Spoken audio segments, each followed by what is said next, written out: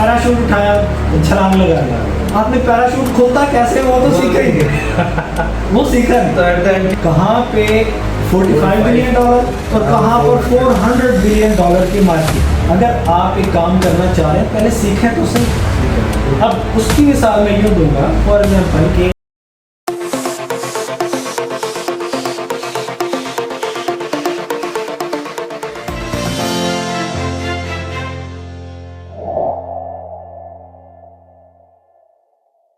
तो मुझे आप पहले बताइएगा कि रियल एस्टेट का बिजनेस क्या है। मुजम्मिल, फर्स्ट ऑफ ऑल बहुत शुक्रिया यहाँ इनवाइट करने के लिए। और सबसे पहले रियल एस्टेट बिजनेस को समझने से पहले हमें सिंपल बिजनेस को समझना चाहिए कि बिजनेस है। बिल्कुल। मुजम्मिल, कोई भी चीज़ हम बाय कर रहे हैं, खरीद रहे हैं, बेच रहे हैं, मैन्युफैक्चर कर रहे हैं या अपनी सर्विसेज प्रोवाइड कर रहे हैं, कुछ ना कुछ प्रॉफिट अर्न करने के लिए बिजनेस कहलाता है। बिल्कुल ऐसे। अब जब उसमें प्रॉफिट इन्वॉल्व नहीं होगा, वो हेल्प हो जाएगी, किसी की चैरिटी हो जाएगी या कुछ और हो जाएगा, लेकिन वो बिजनेस नहीं होगा जब तक उसके अंदर प्रॉफिट इन्वॉल्व नहीं होगा। बिल्कुल ऐसे। अब हमें बिजनेस की डेफिनेशन समझ आ गई। अब इसी को, सिंपल बिजनेस को रियल एस्टेट बिजनेस पे अप्लाई करने की कोशिश करें। अब रियल एस्टेट बिजनेस समझने से पहले रियल एस्टेट को समझ लें कि रियल एस्टेट क्या है। रियल एस्टेट ऐसी कोई भी चीज जो अपनी लाइफ में डेप्रिसिएट नहीं होती। फॉर एग्जाम्पल, हमने मोबाइल परचेज किया, एक वक्त आएगा ये टूटेगा, गिरेगा, इसकी वैल्यू कम हो जाएगी। कम। बिल्कुल ऐसे। इसको हम रियल एस्टेट नहीं बोल सकते।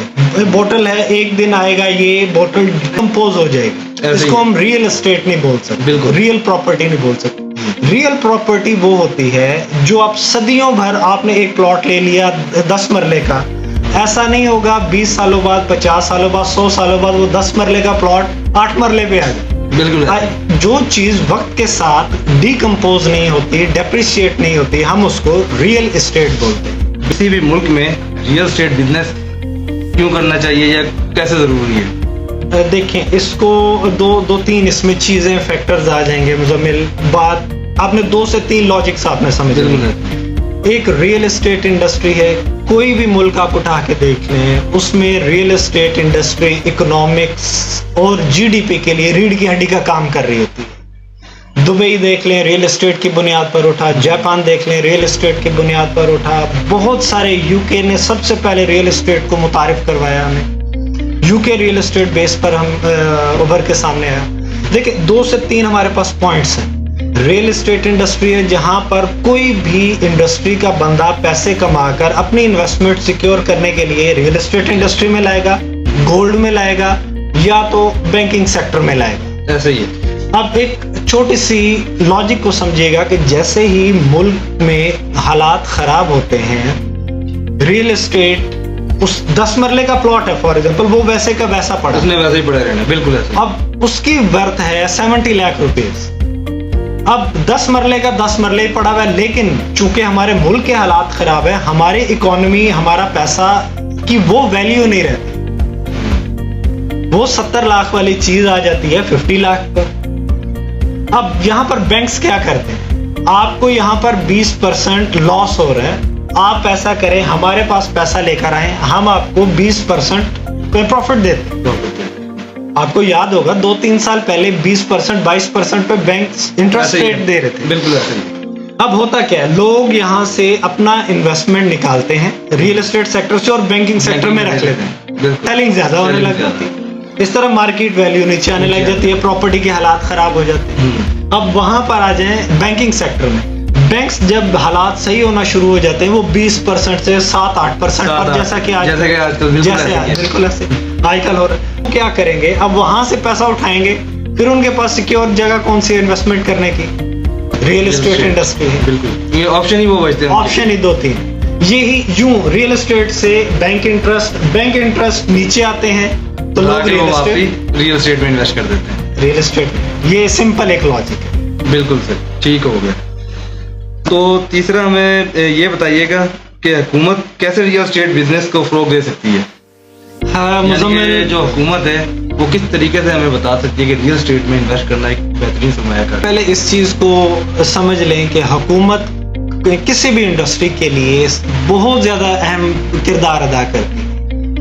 रियल एस्टेट इंडस्ट्री को फरोग देना है तो हुकूमत ने देना। ऐसे ही। इसकी मिसाल मैं यूं दूंगा कि फॉर एग्जांपल आपको बुखार है, लोग मेरे कहने पर एतबार इतना नहीं करेंगे जितना पाकिस्तानी हुकूमत के कहने पर एतबार करेंगे। बिल्कुल ऐसे ही है। फॉर इसकी मिसाल मैं यूं दूंगा आपको कि आपको बुखार है, अगर मैं कहता हूं कि भाई एक गोली आती है जिसका नाम है पैनाडोल, वो खा लो आप सही हो जाओ। ऐसे ही है। एक डॉक्टर के पास आप जाते हैं, उसकी फीस पे करते हैं, उसको बताते हैं जी मुझे बुखार है, वो कहता है जी लिख के दे देता है, ठीक है जी पैनाडोल खा ले। और उसके ऊपर हमें ज्यादा इतबार होता है कि वो चीज जो दे रहा है वो परफेक्ट है। वो परफेक्ट है। उसकी वजह क्या है, उसके साथ जो बंदा बात कर रहा है उसकी ऑथेंटिसिटी ज्यादा होगी। बिल्कुल ऐसे ही। जब तक हुकूमत इसमें इन्वॉल्व नहीं होगी रियल एस्टेट सेक्टर में, हाँ, पाकिस्तान में स्पेशली रियल एस्टेट सेक्टर को फरोग नहीं मिल सकता। अब हुकूमत को क्या चाहिए, हुकूमत को सबसे पहले एक रीरा इन्होंने बनाया था, नेशनल असेंबली में एक्ट पास हुआ 2019 में 20 में आई थिंक, लेकिन अनफॉर्चुनेटली उसके ऊपर उस लेवल का काम नहीं किया जा सका जिस लेवल का करना चाहिए था। बिल्कुल ऐसे ही। एक रीरा होना चाहिए, रियल एस्टेट रेगुलेटरी अथॉरिटी होनी चाहिए जिसके अंदर सब इंतजामात मौजूद हों। आपकी कैपिटल डेवलपमेंट अथॉरिटी उसके अंडर आए, आपकी लाहौर डेवलपमेंट अथॉरिटी है, रावलपिंडी अथॉरिटी है, जितने भी totally all over the Pakistan में जितनी अथॉरिटीज हैं वो उसके अंदर शामिल हो। अब हुकूमत को क्या चाहिए, देखिए हमारे यहाँ क्या होता है मुजम्मिल के जितने लोग हैं जिनको जॉब्स नहीं मिल रही होती, अब कुछ बेहतरी की तरफ आना शुरू हो गए हैं। जिनको जॉब्स नहीं मिलती, आपने क्या करना है जी, मैंने प्रॉपर्टी का काम यानी कि हर हरा बंदा उठकर वो प्रॉपर्टी के अंदर प्रॉपर्टी इन्वॉल्व हो रहा है। एग्जैक्टली। क्या करिए, 4-5 मेज कुर्सियां लगाकर प्रॉपर्टी का काम शुरू कर दे। उसमें क्या होगा, डीलिंग के अंदर ट्रांसपेरेंसी नहीं आएगी। बिल्कुल ऐसे ही। ट्रांसपेरेंसी उसी वक्त आएगी जब हुकूमत इन्वॉल्व होगी उसके अंदर। अब रीरा एक आपके पास रेगुलेटरी अथॉरिटी है जो इन सब चीजों को चेक एंड बैलेंस कर रही है। भाई आप 5,000 10,000 रुपया या वेरी माइनर सी जो आप समझते हो होनी चाहिए वो आप फीस रख लें। जिसने रजिस्टर्ड होना उसकी बाकायदा ये वाली क्वालिफिकेशन होनी चाहिए। ऐसे ही। एक छोटा मोटा सा कोर्स लॉन्च करते हैं जो बहुत इजी हो, आसान हो, जस्ट उसके 6 महीने साल का मैक्सिमम हो, आप कि वो करने के बाद फिर लोग इजीली उसके अंदर आ सकें, लोग आ सकें। ये ना हो कि एक मैं किसी की भी हद तक नहीं कर रहा, एक बंदा बाल भी काट रहा है साथ साथ प्रॉपर्टियां भी बेच रहा है, ऐसे ही है। एक बंदा इन ड्राइव भी चला रहा है और साथ साथ प्रॉपर्टी। मैं फिर बोल रहा हूँ किसी की हद तक नहीं कर रहा हूँ, मैं एक वो लेगेसी को मैं फॉलो कर रहा हूँ कि अगर आप एक काम करना चाह रहे हैं पहले सीखें तो सही। ठीक है। अब उसकी मिसाल मैं यूं दूंगा फॉर एग्जांपल कि एक मिसाल देकर चीज समझाई जाए तो हमें जल्दी समझ आती है। बिल्कुल ऐसे ही। अब हमें पता है लोग इस इंडस्ट्री में आते क्यों, भाई इस इंडस्ट्री में बहुत ज्यादा पैसा है, रियल एस्टेट इंडस्ट्री में। ओके, मान लिया हर किसी का हक है, पैसा है। इसकी मिसाल मैं मुजम्मिल यूं दूंगा कि हम जहाज में सफर कर रहे हैं, हमें समझ आती है कि भाई जमीन के ऊपर पैसा बहुत ज्यादा पड़ा है।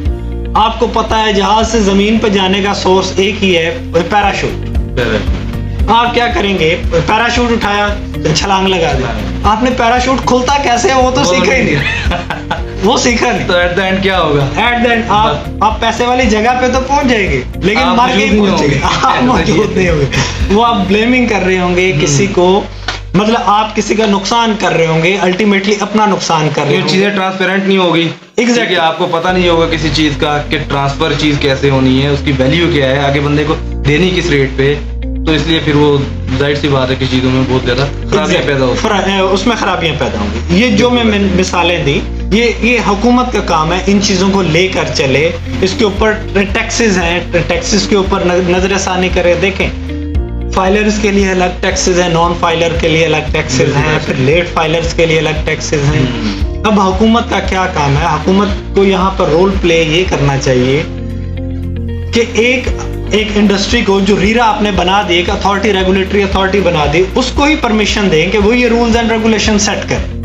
अब रूल्स एंड रेगुलेशंस कैसे सेट करने हैं कि लोगों को पहले एतमाद मिले कि आपके पास अगर आप नॉन फाइलर हैं, अगर आप फाइलर होंगे, आपकी प्रॉपर्टीज डिक्लेयर होंगी तो इतने अरसे के लिए आपको नहीं पूछा जाएगा, ताकि ज्यादा से ज्यादा मुजम्मिल बहुत सारे लोग फाइलर होना चाहते हैं, वो फाइलर क्यों नहीं हो रहे? जस्ट यही वजूहात हैं कि उनको ये डर है कि हुकूमत पाकिस्तान हमसे पूछेगी कि ये पैसा कहाँ से आया।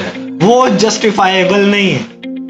अगर आप वो पैसा लोगों का डिक्लेयर करवाना चाहते हैं, लोगों को स्पेस दें, उनको एतमाद मिले कि आप अपना पैसा सामने लेके आए, अपनी प्रॉपर्टी सामने लेके आए, आपसे ये नहीं पूछा जाएगा। फिर जब वो लोग फाइलर हो जाए फिर उनके ऊपर रूल्स एंड रेगुलेशंस आ पड़े। ये छोटे मोटे इकदामात हैं जो हुकूमत करे तो मेरा ख्याल है। और ये अब देखें कि हम इस इंडस्ट्री में बहुत बूस्ट लाकर बहुत रेवेन्यू जनरेट कर सकते हैं। बिल्कुल ऐसे ही है मुजम्मिल, हमारी स्टॉक मार्केट इतनी बड़ी स्टॉक मार्केट है, उसमें उसकी टोटल मार्केट वैल्यू का अगर अंदाजा लगाएं रफली तकरीबन $45 बिलियन है। अगर हम पाकिस्तान की रियल एस्टेट मार्केट को देखें अराउंड $400 बिलियन, कहां पे 45 बिलियन डॉलर और कहां पर $400 बिलियन की मार्केट है।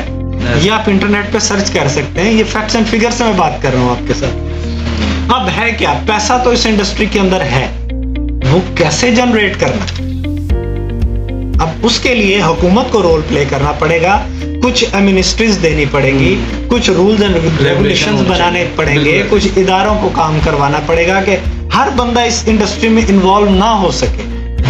जिसको शौक है, जो आना चाह रहा है, वो बाकायदा प्लानिंग करे, ट्रेनिंग करे, सर्टिफिकेट मिले, उसको सर्टिफिकेट करे, after then he can work, anyone can work. बिल्कुल ऐसे। चलें, ये तो बेहतरीन हो गया। दूसरा मुझे बताएं कि आजकल देखें कि आप जो बड़े बड़े शहर है उसके अंदर आजकल फाइलों वाला सिस्टम चल रहा है कि फलां जगह पे सोसाइटी है, उसकी हम 5 मरला की फाइल दे रहे हैं, 7 मरला 10 मरला की एवरीथिंग।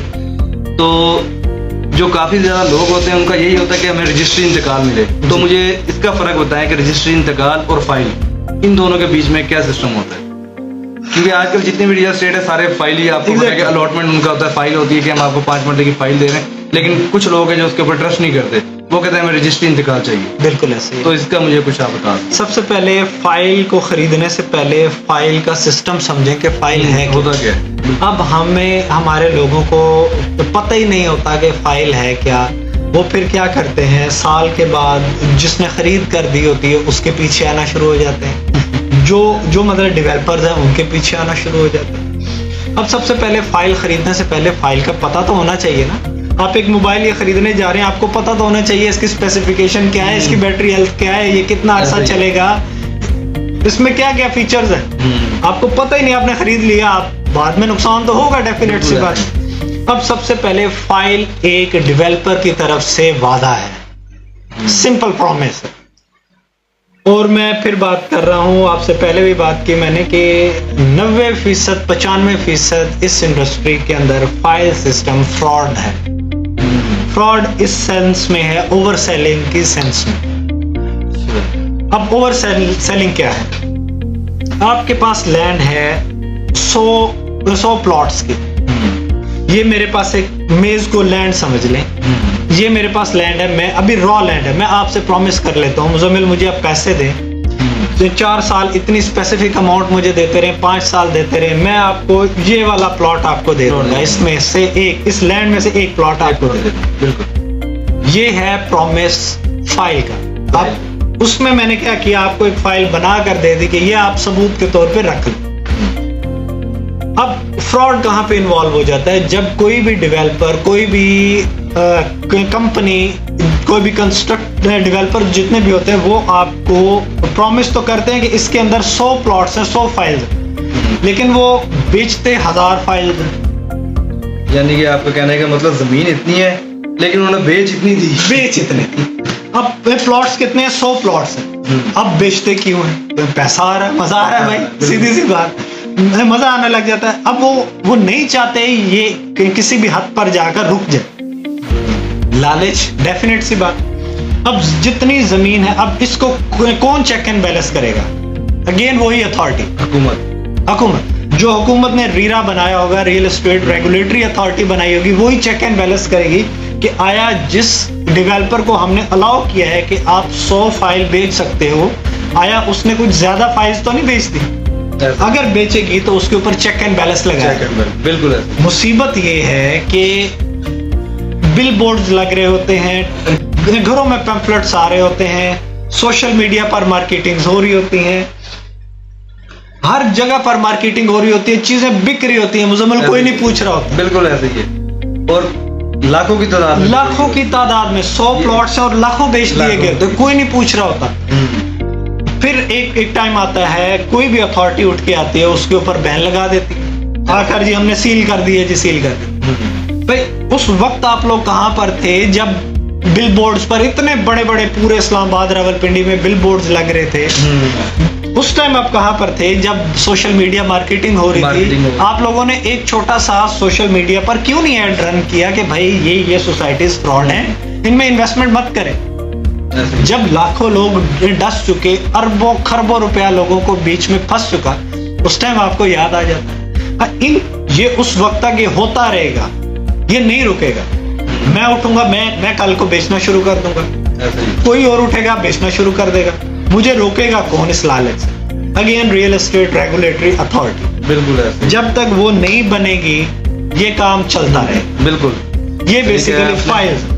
तो दूसरा ये कि अब जाहिर सी बात है, फाइल का इतना फ्रॉड चल रहा है, तो ये हर सोसाइटी तो नहीं करती, कुछ सोसाइटियां जो न्यूली आती है आकर वो फाइल सिस्टम ये वो थोड़ा सा पैसा इकट्ठा करके और फिर वो गायब हो जाता है, ये फ्रॉड हो जाता है। ठीक हो गया साकिब भाई, आज का आपका हमारी पॉडकास्ट में आने के लिए बहुत शुक्रिया। जो भी हमारे सवालात थे माशाल्लाह वो काफी हद तक क्लियर हमारे हो गए। तो इंशाल्लाह आपके भी कोई सवालात हों या कोई भी आपकी क्यूरी हो तो आप कमेंट में हमसे पूछ सकते हैं। इंशाल्लाह हम भी इंशाल्लाह इससे और भी ज्यादा मजीद वीडियोस आपके लिए लेकर आते रहेंगे, जिससे आपके लिए आसानी बने और कोई भी रियल एस्टेट का प्लॉट खरीदने के लिए या कोई कमर्शियल खरीदने के लिए आपको कोई परेशानी का सामना ना करना पड़े। ओके जी, अल्लाह हाफिज, मिलते हैं नेक्स्ट वीडियो में।